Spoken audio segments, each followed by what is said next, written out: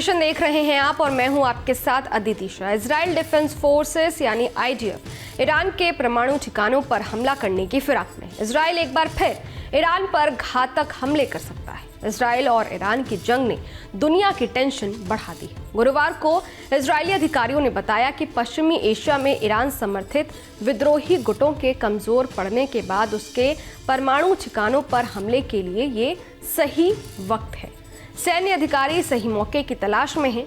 IDF के अधिकारियों का मानना है कि लेबनान में हिजबुल्लाह के कमजोर पड़ने और सीरिया में असद सरकार के पतन के बाद ईरान अकेला पड़ गया है। ऐसे में वो अपने परमाणु कार्यक्रम को आगे बढ़ा सकता है, साथ ही अपनी क्षमता को बढ़ाने के लिए परमाणु बम भी बना सकता है। दूसरी तरफ इजरायली सेना सीरिया में लगातार एयर स्ट्राइक कर सैन्य ठिकानों को निशाना बना रही है। सीरिया में असद सरकार के तख्ता पलट के बाद से इजरायली हमले जारी है। इजरायल सीरिया के सैन्य ठिकानों और हथियारों को निशाना बना रहा है। अब तक इजरायल के हमलों में 85% से ज्यादा एयर डिफेंस सिस्टम तबाह हो चुका है। हमलों में 107 एयर डिफेंस कंपोनेंट्स और 47 रडार नष्ट कर दिए गए। इससे पहले रविवार और सोमवार को इजरायल ने सीरिया एयरबेस और हथियारों डिपो को निशाना बनाया था। इन हमलों में सैकड़ों मिसाइल, 27 लड़ाकू विमान और 24 हेलीकॉप्टर तबाह कर दिए गए थे। इसके अलावा इजरायल ने सीरिया के लटाविया में नौसैनिक ठिकानों को भी निशाना बनाया था।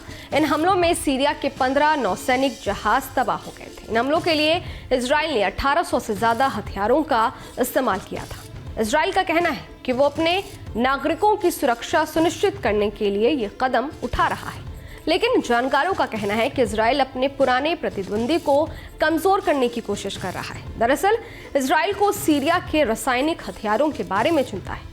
इजरायल इस बात को लेकर चिंतित है कि बशर अल असद के रासायनिक हथियारों के कथित शस्त्रागार किस गुट के कब्जे में जाएंगे। इजरायल को यह पता नहीं है कि सीरिया के पास कहां या कितने ऐसे हथियार हैं, लेकिन ऐसा माना जाता है कि पूर्व राष्ट्रपति बशर अल असद ने ऐसे हथियारों का जखीरा तैयार करके रखा हुआ था।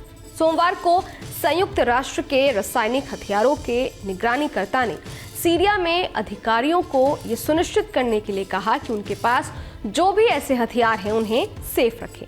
सीरिया में संयुक्त राष्ट्र के पूर्व मुख्य हथियार निरीक्षक आके सेलस्ट्रॉम का कहना है कि इजरायल अपने हवाई हमलों से सीरिया के रासायनिक हथियारों की क्षमताओं को निशाना बना रहा है।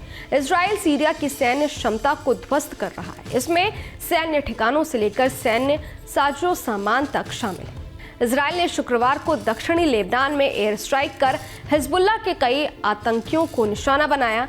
इजरायल ने आरोप लगाया कि आतंकी इजरायली नागरिकों के लिए खतरा पैदा कर रहे हैं। इसके अलावा इजरायल और लेबनान के बीच हुए सीज फायर का उल्लंघन कर रहे थे। दूसरी तरफ गाजा पट्टी में भी इजरायली हमले लगातार जारी हैं। इजरायल ने गुरुवार को दक्षिणी गाजा में हवाई हमले कर हमास के कई आतंकियों को निशाना बनाया। इजरायल के खुफिया अधिकारियों के मुताबिक ये आतंकी गाजा में मानवीय सहायता लेकर जाने वाले ट्रकों को हाईजैक करने की तलाश में थे।